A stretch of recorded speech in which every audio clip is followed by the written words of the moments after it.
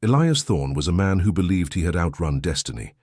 In the sleek world of architecture, his name was synonymous with an untouchable precision, known by many as the man with the golden touch. His life was a curated exhibition of triumph, a generational estate that smelled of cedar and success, a devoted wife named Sarah and their young daughter Maya. To the outside world, Elias was the embodiment of the American dream, a titan who had built a fortress of wealth that no storm could ever penetrate.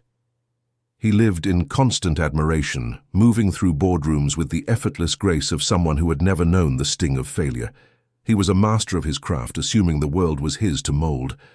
But beneath the tailored suits, a cold fear hummed like a live wire. Elias was running away from the ghost of his father. He still remembered the hollow look in his father's eyes the day their home was sold at auction, the shame of being average, and the crushing weight of mediocrity that had broken his parents' spirit. Elias vowed the Thorne name would never be whispered in pity again. He didn't just want success, he wanted invulnerability. He sought a legacy so massive it would serve as a permanent barrier against the world. It was this fear of being enough that Marcus expertly exploited. Marcus had been Elias's mentor for years, a man who taught him how to navigate the shark-infested waters of finance. One evening, Marcus leaned in with an off-the-books opportunity. It was a high-stakes tech merger promising tenfold returns. Marcus spoke of it as a guaranteed windfall, a secret door to wealth Elias hadn't yet touched. The allure was intoxicating. It wasn't just about the money, it was about the final, definitive victory over his father's failures. He believed that by following Marcus's lead, he would finally transcend the earthly limits that had shackled his ancestors. Elias's cautious accountant begged him to reconsider, pointing to the lack of transparency. But hubris is a blinding veil. In a moment of extreme arrogance, Elias decided to bypass his diversified portfolio. He felt too smart to lose. He liquidated Maya's college fund, telling himself he would replace it tenfold before she finished grade school. Then came the ultimate gamble. He used the Thorne generational estate as collateral for a massive bridge loan to enter the deal. He signed the papers with a steady hand, convinced he was securing their future forever, never realizing he was placing their lives on a precipice. Weeks later, small cracks appeared in the narrative. Elias's calls to Marcus went to voicemail, and confident updates were replaced by chilling silences. News reports surfaced regarding a federal investigation into the tech firm. Elias remained trapped in a prison of his own making. He couldn't admit the truth, not even to himself.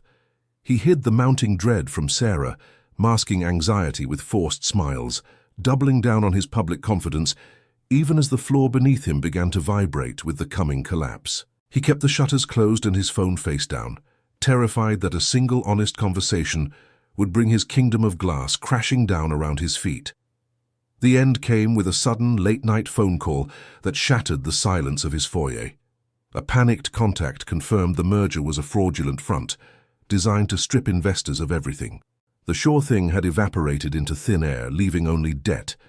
Before we continue, subscribe to the channel and tell us in the comments where you are watching from. Elias felt the air leave his lungs. Elias stood frozen as reality washed over him like ice water. Outside, headlights of a black sedan swept across the driveway. It wasn't a guest, but a process server delivering a formal legal notice of immediate foreclosure. The foreclosure was not a quiet affair. It was a violent extraction of the identity Elias had built over decades. Within 48 hours, the silver-tongued architect found himself standing on his manicured lawn, watching as tow trucks hauled away the physical manifestations of his success. The German-engineered cars were hoisted with a metallic groan that sounded to Elias like a funeral dirge. Neighbors, the very people who had once clamored for invitations to his summer galas, watched from behind expensive drapes, their judgment felt through the glass. Inside the house, the silence was suffocating. Every roll of packing tape and every hollow thud of a cardboard box felt like a nail in the coffin of his legacy. Sarah moved through the halls with a ghostly detachment, her movements mechanical, her eyes fixed on anything but him. The public stripping of his dignity reached a fever pitch at a local supermarket, a place where he had never before bothered to look at prices. When the cashier tried to process his credit card, the machine emitted 3 sharp, mocking beeps. The transaction declined message glared in bright red. Elias felt the blood rush to his face, his skin prickling with a shame he had not felt since his father's final collapse. He caught the impatient sighs of those behind him and saw the pitying look from the teenager at the register.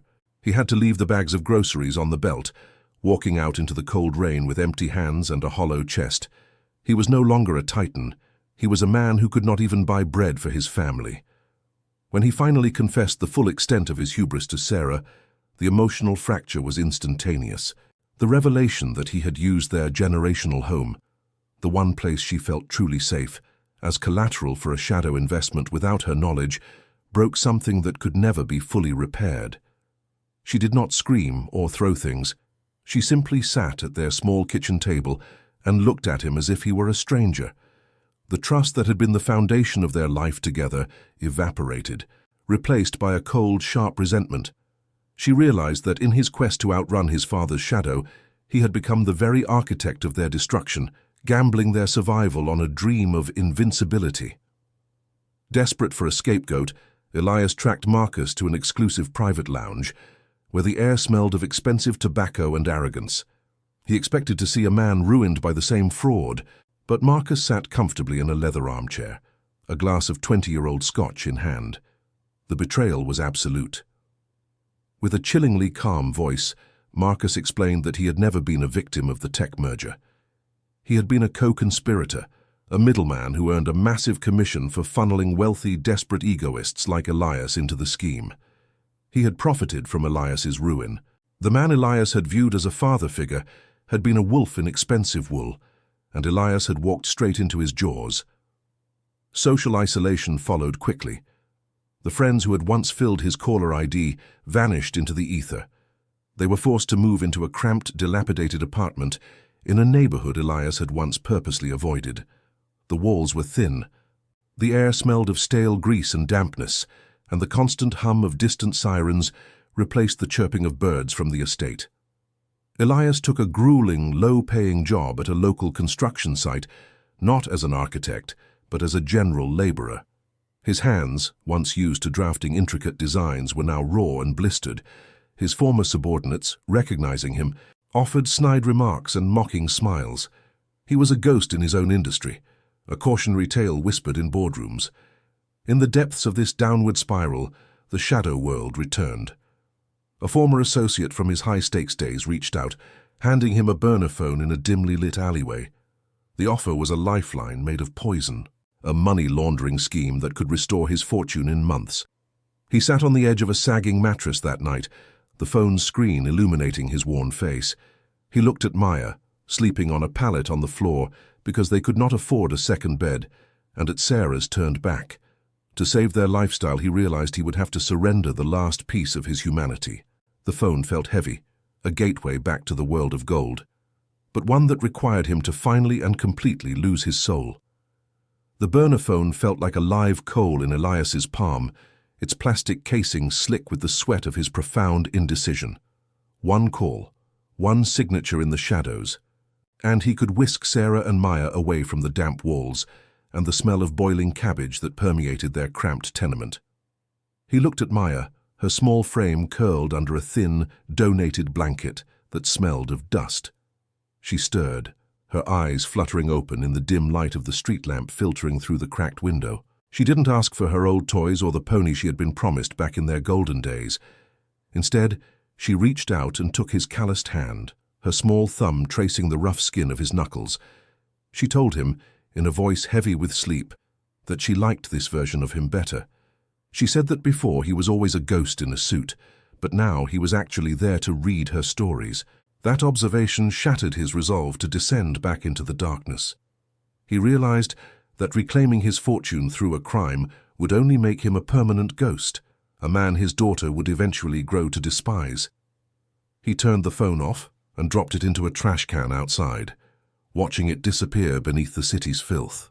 The path to redemption was far more grueling than the descent into ruin. Elias spent the following months meticulously reconstructing the paper trail of Marcus's deception. He didn't seek a payday. He sought a definitive ending to the cycle of lies that had destroyed his father and nearly consumed him. He spent his meager lunch breaks at the public library, scouring digital archives, and used the very last of his savings to hire a consultant who could navigate the labyrinth of white-collar crime. It was a slow, agonizing process of self-immolation.